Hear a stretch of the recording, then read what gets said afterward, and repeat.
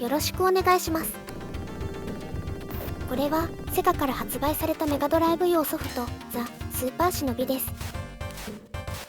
発売日は1989年12月で、メガドライブ本体の発売から約1年後に19作品目として登場したアクションゲームです。この時期までのメガドライブ作品を見ていると、まだハードの機能を十分に使いこなせておらず、どこかマーク3時代のゲーム作りを引きずっている作品も多かったように見えます。その中でザ・スーパーシノビは少し違っていました。背景の見せ方、スプライトの使い方、スクロール演出、画面全体の雰囲気作りなど、メガドライブのハードウェア性能をかなりうまく引き出していて、メガドライブはここまでできるんだということを強く印象づけた作品だったと思います。この動画ではゲームの動きを見ながら、ゲーマーには正直どうでもいいようなプログラマーのディープで細かすぎる視点からゲーム機の設計を深掘りしていきます。なお、音声トラックを変更することで別の声や言語で聞くことができるのでご利用ください。まず、このゲームからはメガドライブの潜在能力を引き出してやろうという技術者の思いを感じます。これ以前のアクションゲームに絞ってみてみると、おそ松くん、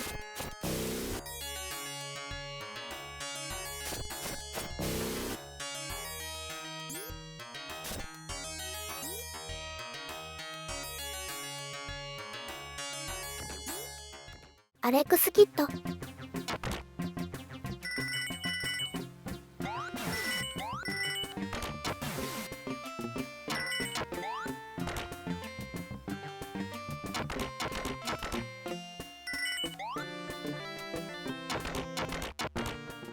北斗の拳、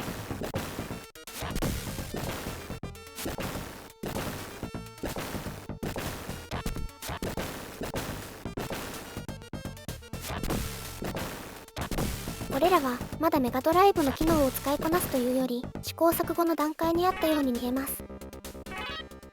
次に獣王機、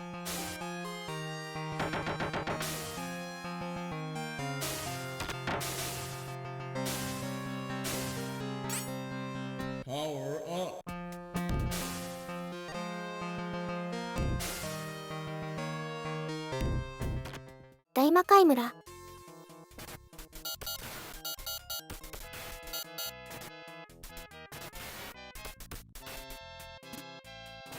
これらはアーケードゲームからの移植作品であり、ハードの機能を自由に使って表現するというよりも、まずはアーケード版の雰囲気をどこまで家庭用に落とし込めるかが重視されていたと思います。また、このゲームの1週間前に発売されたクジャク王には技術的にはかなり頑張っている作品ですが、漫画原作の世界観を見せることにより大きな力が入っているように見えます。その中でザ・スーパーシノビは少し違います。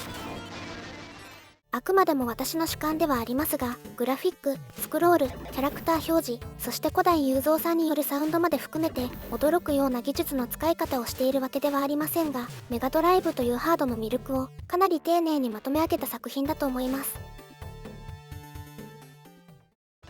まずはオープニングから見ていきます。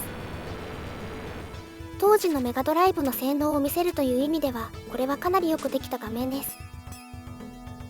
手裏剣、頭部、刀、手といった映像パーツを組み合わせ、まるで写真のような一枚の大きな絵が動いているように見せています。それぞれの映像パーツは背景画面とスプライトを組み合わせて動かしています。メガドライブの背景画面とスプライトは15色を1セットとしたパレットを4セット扱えるため、実質的には背景色を含めて画面全体で61色程度の同時発色になります。決して色数が多いハードではありませんが、このオープニングでは背景を黒くし、必要な部分だけを描画することで少ない色数でも非常に印象的な画面を作っています。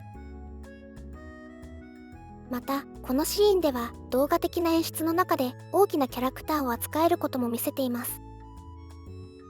単に性能を使っているだけではなく、どこを黒く残し、どこを動かし、どこを見せるかというデザイナーさんのセンスの良さも感じます。そしてタイトルロゴの表示も面白いです。タイトルはスクロールしながら現れますが、横方向のラインスクロールだけでなく、縦方向のセルスクロールも組み合わせることで、かなり複雑な動きに見せています。横方向と縦方向のスクロールを分離すると、このような動きになります。これを組み合わせることで、単純なスクロールではない、うねるような独特のタイトル演出を作っているわけです。限られた色数、タイル構造、背景画面、スプライト、そしてプライオリティというメガドライブの基本機能を使いながら、非常に印象の強い画面を作っていたのです。次は多重スクロールについて見ていきます。まずステージ1の第2エリアですが、画面を見ると奥にある壁、手前に見える柱、建物の向こうに見える塀、そして遠くに見える月というように奥行きが4重になっています。もちろんメガドライブの背景画面は2枚しかありません。そのためこの奥行きは背景画面2枚だけで単純に作られているわけではなく、背景画面、スプライト、そして描画の優先順位を指定するプライオリティを組み合わせています。まず建物の向こうに見える塀と月は背景画面 B で描画されています。ただし塀と月では見かけ上の距離が違います。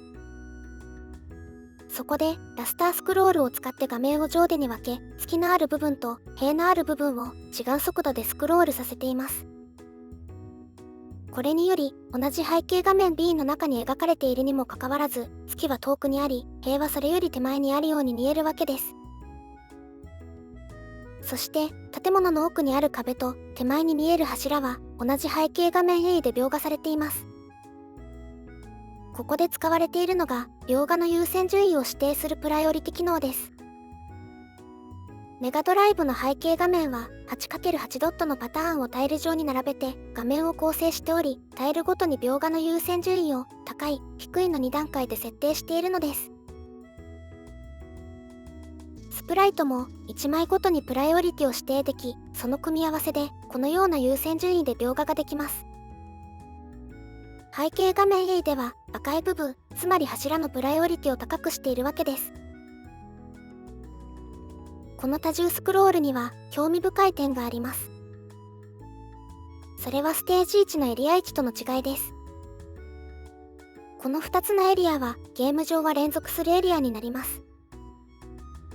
天文をかじった私としては月のかけ方の違いが気になりますが、そこは置いといて全体的な映像の見た目は似た感じに見えます。しかし全く異なる設計で作られているんです。まず手前のオブジェクトは背景画面 A、奥のオブジェクトは背景画面 B、キャラクターはスプライトで描かれているのは同じですが、月はスプライトと背景画面 B で描かれるという違いがあります。さらに細かく見ると、それぞれのプライオリティの設定が全く異なるのです。画面の使い回しではなく、各エリアの演出に合わせ、画面構成やプライオリティを丁寧に考えて使っていることがわかりますね。ちなみに、エリア2の月はキャラクターの移動に合わせて左右にスクロールしましたが、エリア1では月が昇っています。細かな演出の作り込みに執念のようなかなりのヤバさを感じませんか？次は滝のシーンです。この場面は水しぶきの表現がとても綺麗で、ずっと見ていられるのは私だけでしょうか。ただ仕組み自体はそこまで複雑なものではありません。滝そのものは背景画面 B に水のパターンを並べ、パレットを切り替えることで上から下に水が流れているように見せています。そして地面や岩肌にかかる水しぶきは背景画面 A の地面や岩肌の絵に直接描き込まれています。こちらもパレットを変化させることで水しぶきが動いているように見せています。背景画面をほぼ滝専用として使うのはかなり思い切った使い方です。しかしそのおかげで滝の水と岩肌を少ないパターン数で効率よく描けているように見えます。また水が直接当たっている足元ではプライオリティを使ってキャラクターの足が少し水にうずもれているように見せています。上から落ちてくる丸太にも水しぶきがありますが、岩肌の水しぶきと同じようにパレットの変化によって水が跳ねているような動きをつけているわけです。派手な特殊機能を使っているわけではありませんが、非常に気持ちのいい滝の表現になっているのです。次は金網の張られた空港のシーンです。ここは他のステージとは少し違い、ジャンプすることで金網の手前遠くを移動でき、それぞれのコースを進むことができます。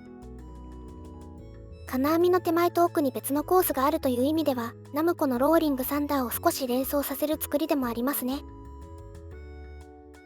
この映像表現は金網の前後でキャラクターのプライオリティを切り替えることで実現しています。こういうシンプルな仕組みを見た目の良さに変換するところがザ・スーパーシノビの画面作りのうまいところだと思います。今回はこれで終わりです。次回はまた別のゲームを見ていきたいと思います。聞いてくれてありがとうございました。ではまたね。